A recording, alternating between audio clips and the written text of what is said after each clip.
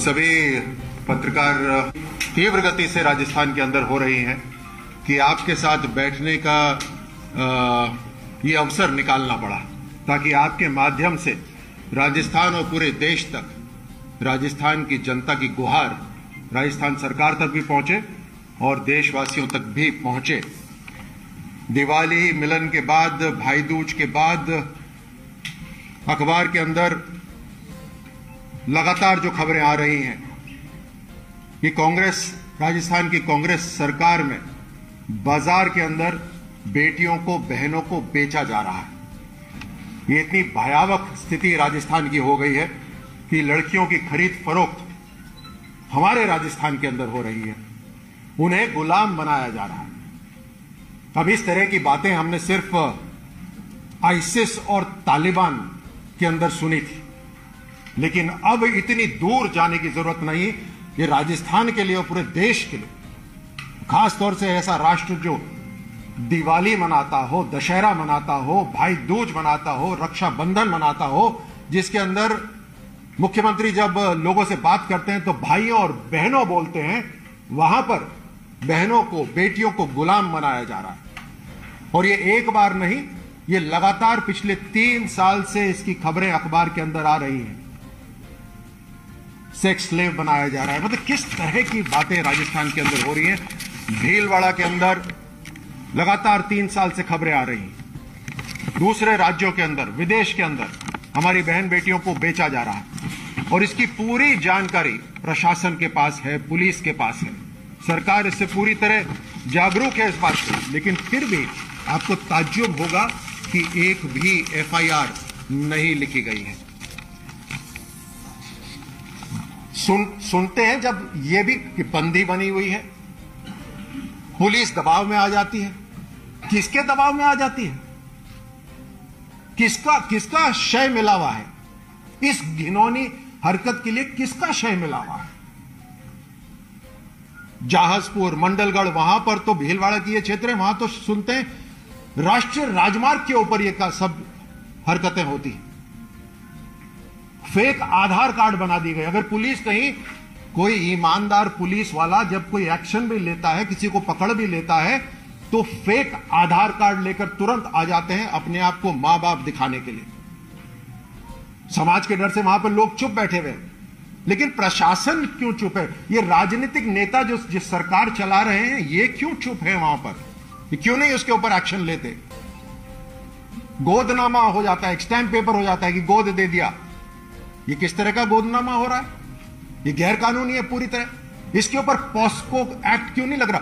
8 साल से 18 साल की बेटियों को वहां पर बेचा जा रहा है। किसी ने अगर उधार ले लिया गलती से, उसके ऊपर जुर्माना लगाया जाता है जब वो पैसा वापस नहीं दे पाता। मतलब गरीबी की ये हद हम राजस्थान में देखने को मिल रही है। और उसके ऊपर एक गैर कानूनी संस्था वहां पर आती है और जुर्माना लगाती है। जुर्माना अगर पे नहीं कर पाया, वो पैसे दे नहीं पाया, तो एजेंट आ जाते हैं और एजेंट आकर ये पूरा का पूरा गोदनामा वहां पे स्टैंप पेपर पे करवाते हैं और लड़कियों को बेच दिया जाता है। आपको ताज्जुब होगा और हम सबको, एक साधारण इंसान को इस बात से शर्म आएगी कि छोटी लड़कियां जो 8 साल की है, जो उनको बेचा जाता है, 10 साल की लड़कियों को बेचा जाता है, तो उन्हें हार्मोन्स के इंजेक्शन लगाए जाते हैं ताकि वो जल्दी से बड़ी हो जाएं। मतलब जानवर है क्या यहां पर? जानवर की तरह पेश हो रहे हैं और सरकार चुप बैठी है। ऐसा नहीं कि उन्हें पता नहीं। इसके ऊपर तुरंत कार्रवाई होनी चाहिए, पॉस्को एक्ट लगना चाहिए और पूरी तरह से वहां पर प्रशासन के लोगों को आगाह कर देना चाहिए कि इस तरह की हरकत तुरंत बंद होनी चाहिए। इस तरह से यहां पर राजस्थान के अंदर जो अपहरण के मामले हैं वो बढ़ते जा रहे हैं। यहां पर औसतन 14 बच्चे प्रतिदिन मिसिंग होते हैं राजस्थान से। 1 महीने के अंदर 400 लड़कियां मिसिंग हो जाती हैं राजस्थान से। और पूरे देश के जो आंकड़े हैं उसके अंदर राजस्थान का नाम बहुत ऊपर हो रहा है ऐसी चीजों के अंदर। आपको पता है कि दुष्कर्म के अंदर राजस्थान का नंबर सबसे ऊपर हो रखा है। अब बेटियां गायब हो रही हैं, उसके अंदर राजस्थान का नंबर, देश में उसका प्रतिशत बढ़ता जा रहा है। इस तरह की जो हरकत हो रही है राजस्थान के अंदर, ये कतई बर्दाश्त नहीं हो सकती। आपने कल पढ़ा सेंट्रल पार्क से अपहरण हो गया, मतलब सेक्रेटेरिएट के सामने मुख्यमंत्री के आवास के नजदीक से अपहरण हो जाता है। आए दिन ये घटनाएं हो रही हैं, चाहे डकैती हो, चाहे कनपट्टी पे बंदूक लगाकर मेहनत से कमाए हुए पैसे कोई लूट के ले जाता है, ये आए दिन हो रहा है। और मुख्यमंत्री जी का बयान क्या आता है? उनका बयान आता है कि उन्हें शर्म आ रही है, उन्हें शर्म आती है। केवल वो अस्पताल में जाते हैं, कहते हैं मुझे शर्म आ रही है कि किस तरह के हालात हैं, किस तरह की गंदगी है। वो कहते हैं कि सड़कें खराब हैं, मुझे शर्म आ रही है। जोधपुर की सड़कें टूटी हुई हैं तो कहते हैं मैं हवाई जहाज से आ गया, कुछ सड़कें खराब हैं, मुझे शर्म आ रही है। शिक्षा के लिए उन्हें शर्म आ रही है। मुझे ये बताइए कि ये लाचारी क्यों हो रही है मुख्यमंत्री की? जब राजनीतिक तोड़ मरोड़ की बात आती है तो शातिरता दिखाई देती है, लेकिन जब जनता के हित की बात होती है तो लाचारी दिखाई देती है। ये जनता के लिए लाचार और सत्ता हासिल करने के लिए षड्यंत्र, शातिरता, ये दिखावा है और कुछ नहीं है। मैं आप सबको बतलाना चाहता हूं, क्योंकि इच्छा नहीं है, राजनीतिक इच्छा नहीं है। जिसके पास पुलिस हो, राजस्थान की पुलिस जिसके पास हो, वो लाचार क्यों हो रहा है? हमारी बहन बेटियां क्यों वहां पर नीलाम हो रही हैं? लगातार लोगों का अपहरण हो रहा है। अब जब स्वास्थ्य की बात करें तो आयुष्मान भारत जैसी योजना को राजस्थान के अंदर लागू नहीं होने दिया। इन्होंने अपनी चिरंजीवी योजना खुद ही की चला दी। आप इनकी जो वेबसाइट है उसके पर जाकर देखिए, चिरंजीवी योजना के अंदर कितने अस्पताल हैं जो चिरंजीवी योजना के साथ जुड़े हुए हैं, कितने मरीज हैं जिन्होंने चिरंजीवी योजना का लाभ उठाया है। गिनती के लोग होंगे और गिनती के अस्पताल हैं। कोई जुड़ना नहीं चाहता चिरंजीवी योजना के, लेकिन अपना नाम ऊपर रखने के लिए कि प्रधानमंत्री मोदी जी का नाम नहीं आ जाए, इसलिए पूरी राजस्थान की जनता को इन्होंने धकेल दिया बिना उपचार के लिए। जब ये खुद कह रहे हैं कि इन्हें शर्म आ रही है अस्पतालों से, तो उसके ऊपर इलाज कौन करेगा? उसके ऊपर कार्रवाई कौन करेगा? राइट टू हेल्थ विधेयक, इन्होंने कहा हम राइट टू हेल्थ विधेयक लेकर आना चाहते हैं, तो फिर किसके दबाव में वो छूट गया? क्यों उन्होंने सेलेक्ट कमेटी को दे दिया? उसके ऊपर कार्रवाई क्यों नहीं हुई? मेडिकल टीचर्स हो, पैरामेडिकल फैकल्टी हो, वैकेंसीज पड़ी हुई हैं, खाली पद पड़े हुए हैं, उनको भरा नहीं जा रहा। लेकिन उन्होंने शुरू में, अगर आपको याद हो, इन्होंने खूब दावे करे थे शुरू के अंदर कि हमारी प्राथमिकता रहेगी मुफ्त दवाई, मुफ्त उपचार। मुफ्त दवाई का भी आपको पता है कितनी मुफ्त दवाइयों की इन्होंने बात करी और कितनी वाकई में मिल रही है।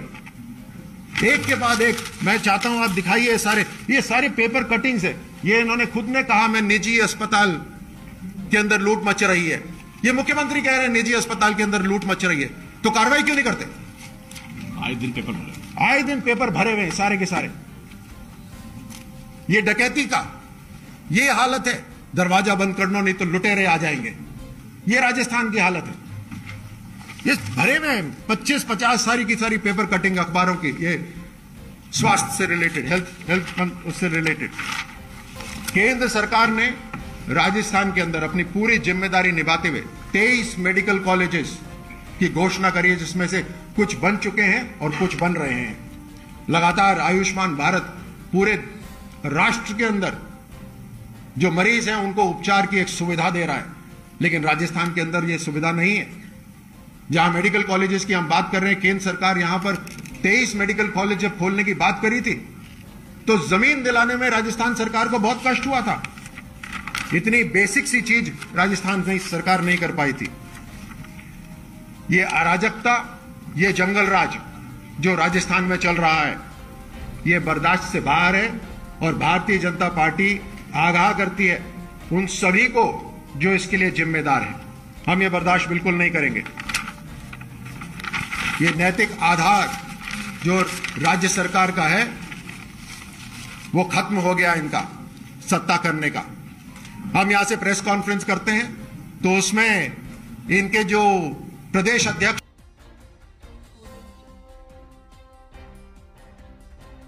बात किसकी हो रही है, या बात राजस्थान की हो रही है, और यह बात जरूरी है, ना कि कौन व्यक्ति कर रहा है। आधिकारिक तौर पर भारतीय जनता पार्टी की प्रेस कॉन्फ्रेंस हो रही है। हम भले ही पहचान के परे हैं, लेकिन हम बात कर रहे हैं राजस्थान की, राजस्थान के स्वाभिमान की, राजस्थान के मान सम्मान की, राजस्थान की बहन बेटियों की। और जो लोग जिम्मेदार हैं इसके, वो गुनाहगार हैं राजस्थान के लिए। जो जिम्मेदार हैं वो सब आगाह हो जाएं, क्योंकि जब कार्रवाई होगी तो उसमें किसी को नहीं छोड़ा जाएगा, जब राजस्थान की बहन बेटियों और इज्जत और स्वाभिमान की बात। बहुत बहुत धन्यवाद। एक सेकंड कहते हैं कि आपकी बात को सीरियसली नहीं लेना चाहिए, क्योंकि आप पहले केंद्र में मंत्री रहे, उसके बाद आप सांसद रह गए, अगली बार एक्स और लग जाएगा नाम। मेरी बात महत्वपूर्ण नहीं, मैं कौन हूं वो महत्वपूर्ण नहीं है। मैं यहां पर भारतीय जनता पार्टी का प्रवक्ता हूं, और ये जो बात कर रहा हूं ये मैं नहीं कर रहा, ये भारतीय जनता पार्टी कर रही है, जो इस देश की, इस दुनिया की सबसे बड़ी पार्टी है। और हम बात कर रहे हैं राजस्थान के स्वाभिमान की, राजस्थान के मान सम्मान की और उसकी रक्षा। अगर वो लोग नहीं कर सकते जिन्हें जिम्मेदारी दी है, तो वो तुरंत बाहर हो जाए, अपनी सीट छोड़ दें और राजस्थान की इज्जत का वो सम्मान करें। बात कही, आपने कहा इस मसले में एक भी FIR नहीं है, and that actually is really important that government has not, there's no police report, कोई FIR ही नहीं है। तो आपको क्या लगता है कि इसमें किस तरह से कार्रवाई होनी चाहिए और आप लोग क्या इसमें इन्वेस्टिगेशन करेंगे? सरकार के लिए कितना आसान काम है कह देना कि कोई FIR नहीं है। सरकार के लिए कितना आसान है कह देना कोई FIR नहीं है। क्या सरकार ये बात नहीं जानती कि वहां डर से, भय से FIR नहीं हो रही है? तो सरकार इसके अंदर क्या काम करेगी? क्या सामाजिक तौर पे, राजनीतिक तौर पे कानूनी कार्रवाई नहीं होनी चाहिए? सरकार तो आंख बंद करके बैठी हुई है। उनके लिए तो मसला बड़ा आसान हो गया, हल हो गया जी, FIR नहीं है। अरे आप अंधे हैं क्या? आप दिखते नहीं है क्या? आपको पता नहीं वहां पे जनता किस तरह से पिस रही है? 8 साल की मासूम लड़कियों को हार्मोन के इंजेक्शन लग रहे हैं। जरा एक बार सोच के देखिए, शर्म आनी चाहिए राजस्थान सरकार। सर, इस पे भाजपा क्या स्टैंड लेती है? सर, क्या आप इस मुद्दे को लोकसभा में उठाने वाले हैं? इस मुद्दे को हर तरफ उठाया जा रहा है। ये लगातार 3 साल से खबरें आ रही हैं। इसके ऊपर राज्य सरकार ने इतने लंबे समय से कोई कार्रवाई नहीं करी। ये तो हम बड़ा काम कर ही रहे हैं, जो इतने महानुभाव हमारे सामने बैठे हैं। आप सबकी कलम की ताकत है। आपको हम संबोधित कर रहे हैं, आपके इलेक्ट्रॉनिक मीडिया, डिजिटल मीडिया को हम संबोधित कर रहे हैं। आपके माध्यम से बात बड़ी होनी चाहिए। और जैसे मैंने आपसे पहले कहा था, मुझे बात कही गई कि आप दिल्ली में प्रेस कॉन्फ्रेंस करिए। मैं आज यहां उपस्थित हूं, तो मेरा आपसे आग्रह यही है कि यह कॉन्फ्रेंस किसी राष्ट्रीय कॉन्फ्रेंस से कम नहीं होनी चाहिए। एक बड़ी दिक्कत ये आती तो सेक्स ट्रैफिकिंग के खासतौर पे मामले हैं कि इसमें इन बच्चियों के परिवार वाले कई बार इन्वॉल्व रहते हैं। किस तरीके से निपटेंगे? क्योंकि शिकायत करने को कोई सामने आता नहीं है। जी, मैंने आपको जैसे कहा कि इसमें गहराई तक जाने की जरूरत है।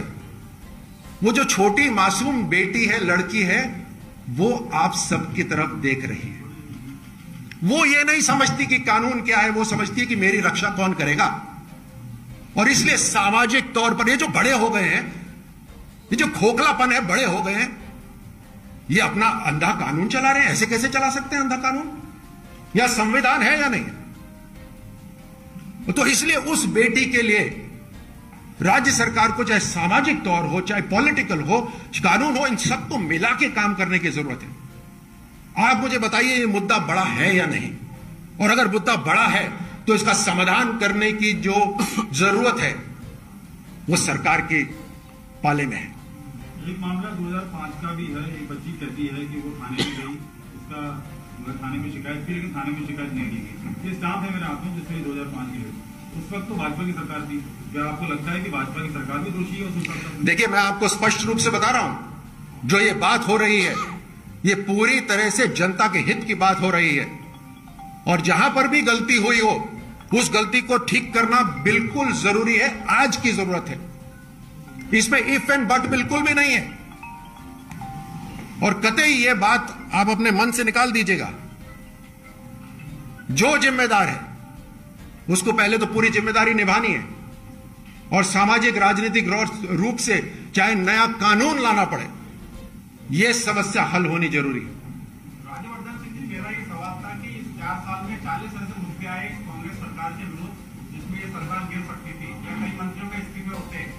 आप लोगों की फूट के कारण तो ऐसा नहीं हो रहा है, क्योंकि सार्वजनिक रूप से अभी शांति धारीवाल जी ने कहा एक कार्यक्रम में आपके विधायक अशोक लावटी के लिए कि आप तो हमारे आदमी, हमने आपको डेपुटेशन ही भेजा हुआ है, तो ये आपकी जो फूट है इसलिए कुछ नहीं कर पा रहे हो इस 4 साल से। आपने तो जो गहलोत साहब के जो जादू है वो तो सारा खींच लिया उनसे, हमारे ऊपर ये सारी जिम्मेदारी डालकर।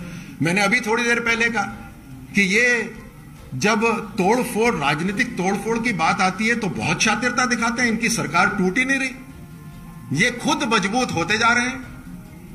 कांग्रेस कमजोर होती जा रही है, ये खुद मजबूत होते जा रहे हैं। लेकिन राजस्थान का क्या हो रहा है, हमें बिल्कुल मतलब नहीं है कि कांग्रेस का क्या हो रहा है या गहलोत साहब का क्या हो रहा है या किसी और व्यक्ति का क्या हो रहा है। हमें चिंता राजस्थान की है। अब ये तोड़ फोड़ करके, शातिरता दिखाकर सरकार तो बचा लेते हैं, लेकिन जब जनता को बचाने की जरूरत होती है तो लाचार हो जाते हैं।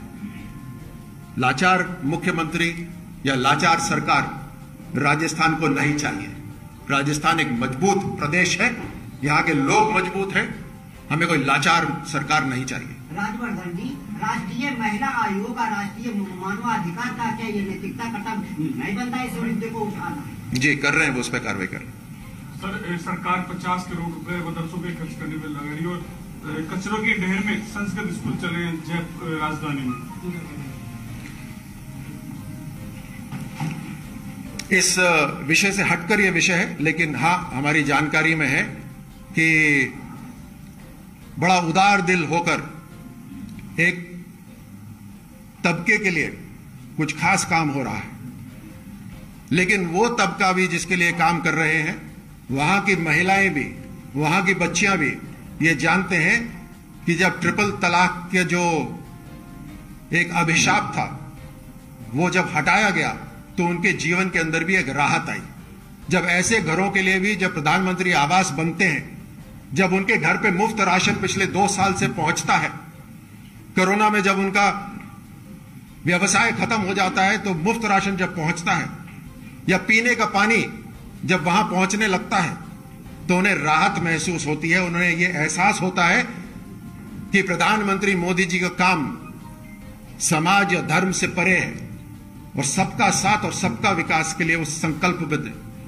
और जब मैंने पीने के पानी की बात करी तो आपको मुझे याद आता है कि गुजरात 100% वहां जेजेएम घर पे पीने का पानी पहुंच गया, तो राजस्थान ने क्या गुनाह करा था कि यहां पर मात्र 30% ही अभी तक पहुंचा है। किसकी कमी है ये, किसने लापरवाही करी, और क्यों अपनी कुर्सी बचाने के लिए राजस्थान की जनता जो प्यासी मर रही है उनका ध्यान नहीं रखा गया। तो चाहे लॉ एंड ऑर्डर हो, कानून व्यवस्था हो, चाहे स्वास्थ्य हो, चाहे पीने का पानी हो, आप एक एक योजना उठा के देख लीजिए और उसके अंदर ये सारे के सारे राज्य सरकार के जितने भी मंत्री हैं, राज्य सरकार पूरी की पूरी कटघरे में खड़ी मिलेगी। लेकिन ये अहंकार इनका बहुत है, उस अहंकार का जवाब भी जल्द इनको मिलेगा। तो 1 तारीख को प्रधानमंत्री जी आ रहे हैं मानगढ़ धाम पर और राष्ट्रीय स्मारक घोषित करने की एक लंबी मांग है। सरकार ने भी पत्र लिखा है, बीजेपी ने भी मांग रखी है, क्या ये मांग पूरी होगी? मुझे लगता है कि शब्दों से ज्यादा आप एक्शन में बिलीव करते हैं और भारतीय जनता पार्टी की सरकार, केंद्र सरकार, प्रधानमंत्री मोदी जी, हमारे धर्म स्थान, इन सभी पे जिस तरह से पूरे देश में काम हो रहा है वो आप देख रहे हैं। तो अब आने वाले समय में क्या होने वाला है ये तो प्रधानमंत्री जी ही जानते हैं, लेकिन जो होगा वो बहुत अच्छा होगा। आप सबको जी नहीं पूछिए। सर, आपने महिलाओं के खिलाफ क्राइम की बात करी। पिछली सरकार में, वसुंधरा राजे सरकार में, राजस्थान टॉप 5 में था, 5 खराब राज्यों में, तो इस बार टॉप 3 खराब राज्यों में।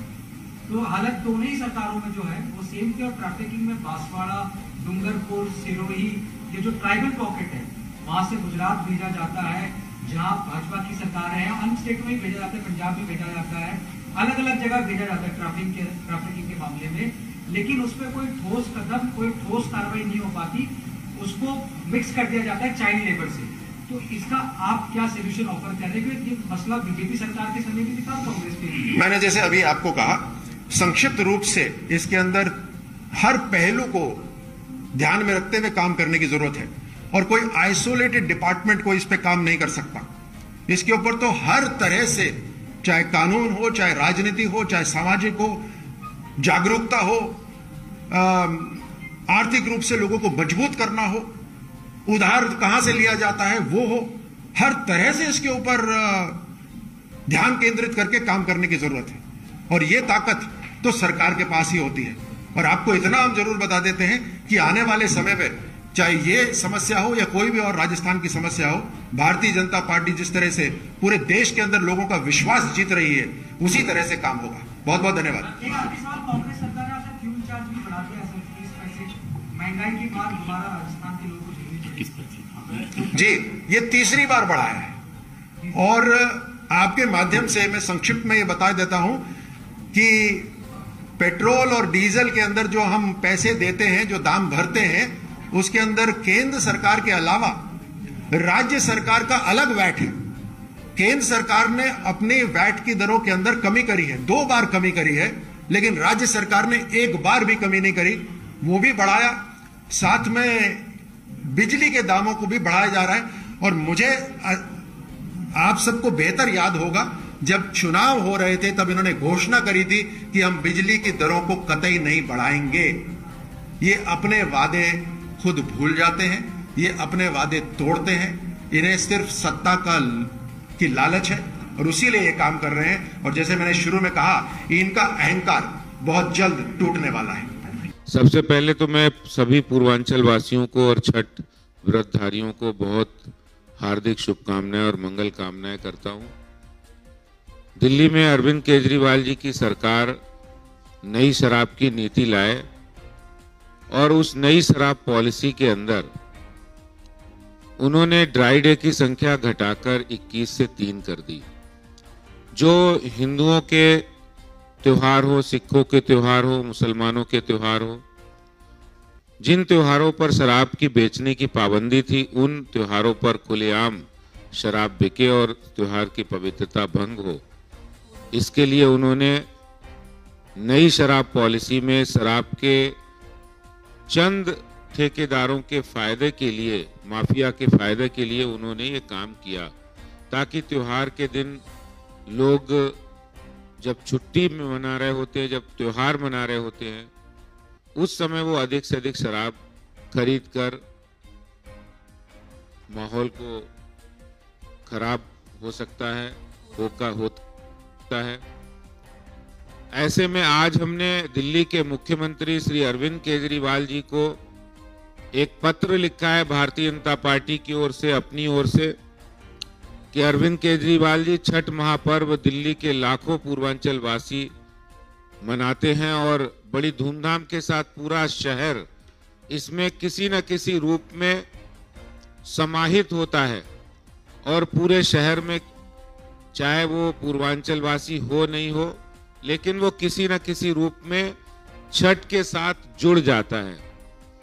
और ऐसे में छठ महापर्व पर का दिन ड्राई डे घोषित होना चाहिए। भारतीय जनता पार्टी ने मुख्यमंत्री जी से मांग की है। ये पत्र हमने आज उनको लिखा है कि अरविंद केजरीवाल जी, कृपया करके पूर्वांचल वासियों के और हिंदुओं के इस पवित्र त्योहार छठ महापर्व को पवित्र रहने दें और उसकी पवित्रता को बनाए रखने के लिए जो शराब के ठेके खुले रहते हैं उनको बंद किया जाए, उस दिन ड्राई डे घोषित किया जाए। त्योहार की पवित्रता और दिल्ली शहर के अंदर भी पवित्रता रहे, इसके लिए छठ महापर्व पर शराब पर बिल्कुल प्रतिबंध होना चाहिए, ड्राई डे घोषित होना चाहिए। दूसरा मेरा सवाल है कि दिल्ली के मुख्यमंत्री जो कल जब यमुना सफाई का मुद्दा भारतीय जनता पार्टी ने उठाया तो बहुत ही तिल मिला गए और बोले कि सफाई का मुद्दा एमसीडी से जुड़ा हुआ नहीं है। मैं दिल्ली के मुख्यमंत्री जी को बताना चाहता हूं, एमसीडी से जुड़ा हुआ नहीं है, लेकिन दिल्ली की 2 करोड़ जनता से जुड़ा हुआ मुद्दा है। ये वो मुद्दा है जिस पर आपने ताल ठोक कर 8 बार दिल्ली की जनता के सामने आए, हर चुनाव से पहले आकर, और ये कहा कि हम अगले चुनाव तक यमुना मैया को साफ कर देंगे, यमुना नदी साफ हो जाएगी, दिल्ली का हर नागरिक वहां डुबकी लगा सकता है, नहा सकता है, वहां घाटों का इंतजाम स्वच्छ कर देंगे तो देखने लायक तस्वीर बनेगी। लेकिन आपके वो वादे, आपके वो दावे, आपकी वो जो बातें हैं वो सब खोखली साबित हुई है। और दिल्ली में 8 साल में यमुना सफाई पर आपने कुछ नहीं किया। और मैं याद दिलाना चाहता हूं अरविंद केजरीवाल जी को कि 3 वर्ष पहले जब प्रधानमंत्री कार्यालय से और जल शक्ति मंत्रालय की ओर से आपको ये निर्देशित किया गया था एनजीटी के नोटिस के बाद कि यमुना सफाई पर आप टेंडर कीजिए, 18 एसटीपी प्लांट को स्ट्रेंथन करना है, उनकी टेक्नोलॉजी को अपग्रेड बनाना है ताकि बीओडी लेवल कम किया जा सके। लेकिन आपने उस पर कोई कदम नहीं उठाए और जब अंत में जब केंद्र सरकार की ओर से पत्र लिखा तो आपने हाथ खड़े कर दिए, बोले हम यमुना की सफाई नहीं कर सकते, इतना पैसा हमारे पास नहीं है। और आज मुझे ये कहते हुए खुशी होती है कि केंद्र सरकार ने प्रधानमंत्री नरेंद्र मोदी जी के नेतृत्व में उस प्रोजेक्ट को ऑन किया है दिल्ली वासियों के हित में, कि दिल्ली में जो 22 किलोमीटर की यमुना बहती है वो पूरे यमुना की 80% प्रदूषण का कारण है और पूरी दिल्ली के लोगों को गंदा पानी, गंभीर बीमारियों से युक्त पानी पीने के लिए मजबूर होना पड़ता है। इस यमुना नदी को साफ करने की जिम्मेदारी उन्होंने ली और आपको 2419 करोड़ रुपए दिल्ली को यमुना सफाई के लिए दिए, एसटीपी प्लांट लगाने के लिए। ओखला में उसी के अंतर्गत एशिया का सबसे बड़ा एसटीपी प्लांट का काम चालू है, जल्दी वो काम समाप्त होने वाला है।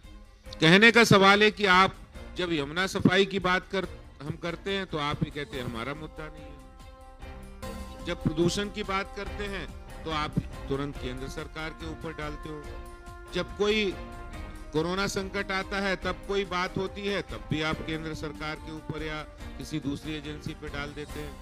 आखिर आपकी जिम्मेदारी क्या है कि 8 साल के बाद आपको कूड़े का पहाड़ याद आया? 8 साल में आपने एक भी पैसा नहीं दिया एमसीडी को कि कूड़े का पहाड़ कम कर लो, कोई मदद कर दो। एक बार भी आपने, ये चुनाव आ गया तो आप चुनाव में कोई भी मुद्दा उठा लेते हैं, चुनाव आ गया तो आप, लेकिन आपने क्या किया? आपने सिवाय घोटाले के, भ्रष्टाचार के कुछ नहीं किया। आज छठ पर यमुना नदी के किनारे छठ पर्व मनाने पर भी आपने पाबंदी लगा दी कि यमुना मैया के ऊपर जो अर्घ दिया जाता है वहां खड़े होकर अर्घ दिया जाता, उस पर भी पाबंदी लगा दी। इतनी नाकारा, इतनी निकम्मी आम आदमी पार्टी की, अरविंद केजरीवाल जी की सरकार हो गई है कि वहां इंतजाम नहीं किए होते। और बहाना किसका दिया? बोले पर्यावरण की तरफ से ये मनाही की गई। आखिर ये मनाही करने की जरूरत ही क्यों, कैसे पड़ी है? जरूरत इसलिए पड़ी है कि 8 सालों में आपने यमुना सफाई के नाम पर धेला भर भी काम नहीं किया। आपने धेला भर भी काम नहीं किया। आपने एसटीपी प्लांट जो पुराने थे, जहां गंदा पानी आ रहा है उसका बीओडी लेवल वही जा रहा है, उसमें कोई सफाई के मानक पूरे नहीं हो रहे। तो आपने कोई नया काम नहीं किया, ना ही काम करने की नीयत की, जिसके कारण से आज ये जरूरत आन पड़ी कि वहां पर आपने ये कहा कि यमुना जी के किनारे हम छठ नहीं मना सकते। आखिर हिंदू पर्व त्योहारों पर ही आपकी मनाही क्यों सामने आती है? पटाखे पर, दिवाली पे पटाखे पर बैन कर दो और छठ पर, यमुना जी के किनारे छठ पर्व मनाने पर बैन कर दो। लेकिन दिल्ली और देश की जनता आपके इन वादों को, इन दावों को, इन झूठे इरादों को देख रही है और समय आने पर उसका जवाब देगी। जिस तरह से वहां पर यमुना के घाटों पर छठ महापर्व मनाया जाना चाहिए, भारतीय जनता पार्टी की मांग है दिल्ली सरकार वहां तुरंत उसकी व्यवस्था करे, वहां छठ महापर्व मनाया जाए। मेरा दूसरा कहना है कि जिस तरह आज गोपाल राय, जो दिल्ली की आम आदमी पार्टी के अध्यक्ष है और पर्यावरण मंत्री है, उन्होंने कहा कि एलजी साहब ने वो मना कर दिया है कि और ऑड इवन उसकी फाइल को मंजूरी नहीं दी है। यानी इनके मंत्री, इनके मुख्यमंत्री, इनके नेता कितना झूठ बोल सकते हैं, ये इस पत्र से जाहिर होता है, जिसमें उन्होंने कहा कि ये जो हम लागू करने वाले थे 28 तारीख से, उसको लागू नहीं कर पाए क्योंकि एलजी साहब ने उस फाइल पर साइन ही नहीं किए।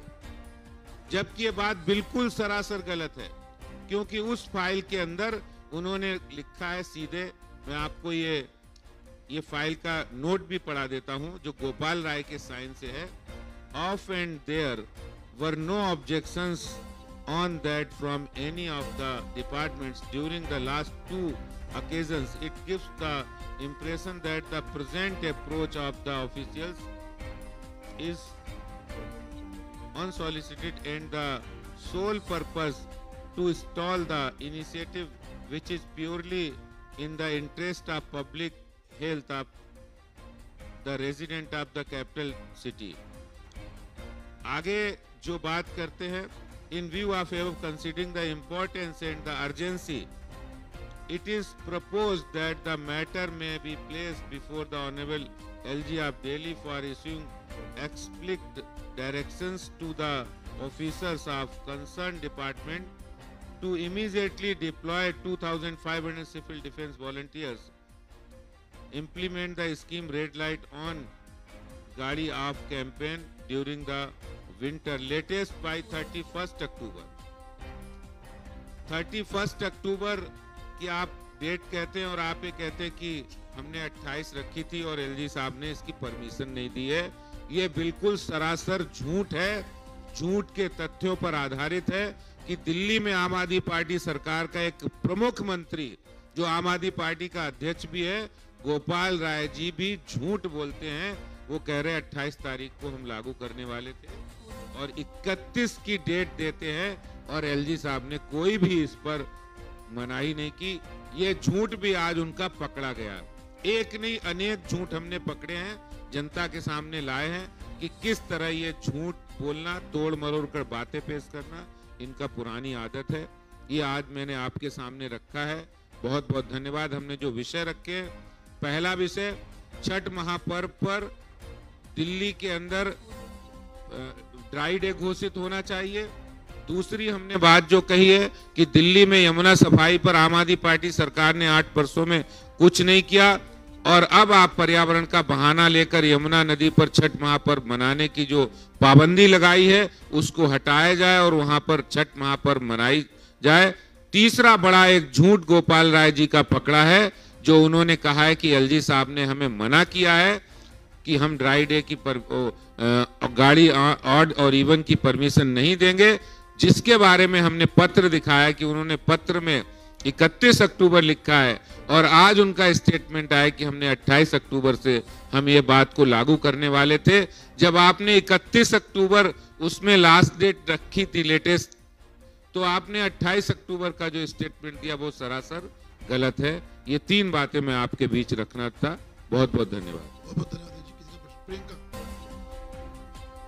31 अक्टूबर वाली बात, उस पर गोपाल राय का जवाब आया है कि 22 अक्टूबर को हमने विभाग को जानकारी दे दी थी, 27 अक्टूबर से हम ट्रेनिंग शुरू करते हैं और तमाम मीडिया हाउसेस ने भी ये खबर चलाई कि एलजी के घर में अखबार नहीं आता था, पूछा है। देखिए ये इन्होंने जो पत्र लिखा है वो 11/10 का है। 11 अक्टूबर का पत्र लिखा, फिर आपने जानकारी किसको दी है? अगर आपने एक कॉरेस्पॉन्डेंस किया है तो नेक्स्ट कॉरेस्पॉन्डेंस अगर किया हो तो आप बताइए, दिखाइए कॉरेस्पॉन्डेंस।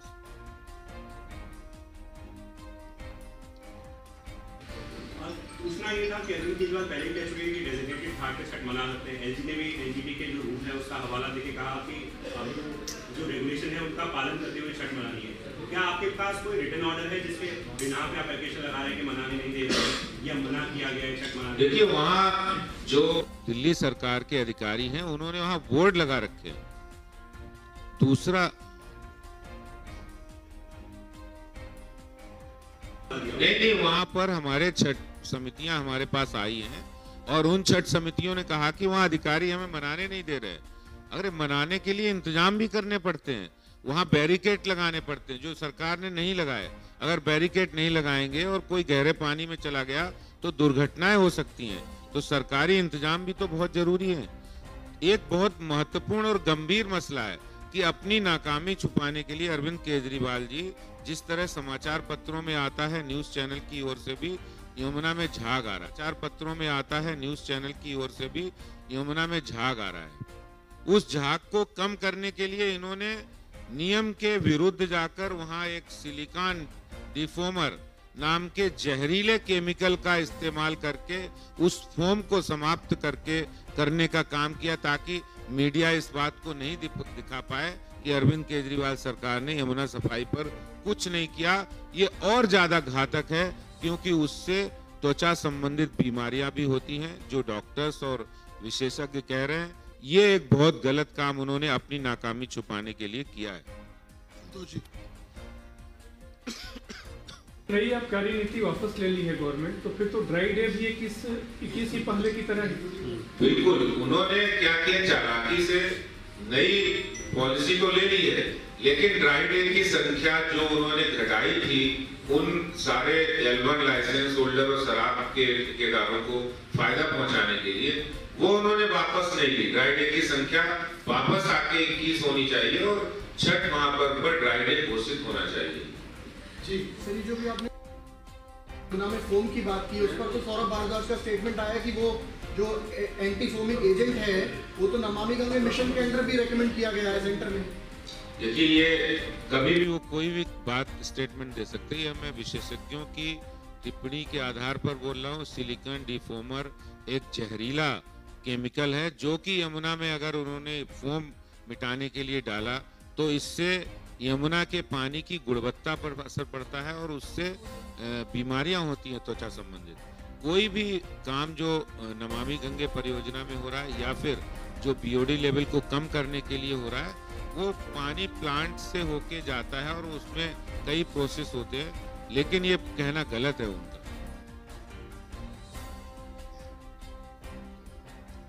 देखिए,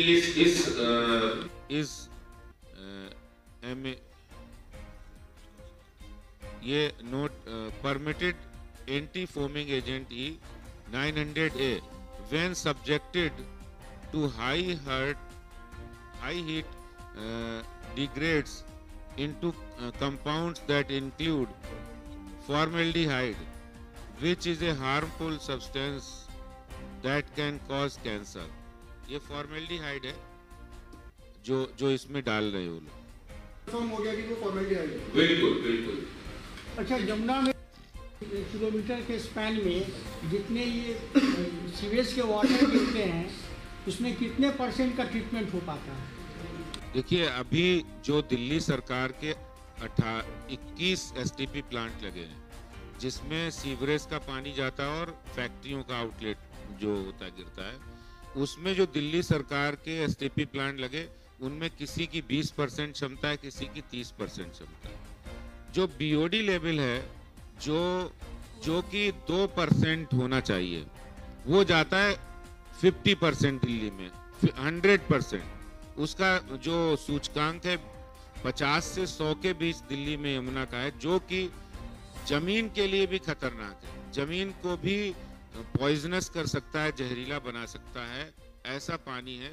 उसको 2 होना चाहिए, जो कि जब यमुना हरियाणा से आती है तो उसका BOD लेवल 2 होता है। जब दिल्ली में वो गुजरती तो 50 से लेके 100 बढ़ जाता है। 21 किलोमीटर 22 किलोमीटर की जो यमुना जी की स्ट्रेच है दिल्ली की, वो पूरी यमुना की जो आगे जो यूपी में यमुना जा रही है, तो उसका जो पॉल्यूशन है यूपी वाले जो झेल रहे हैं, वो दिल्ली में यमुना के कारण झेल रहे हैं। और उसका लेवल जब सही होगा तो पूरे जहां जहां यमुना जा रही वहां उसका फायदा मिलेगा।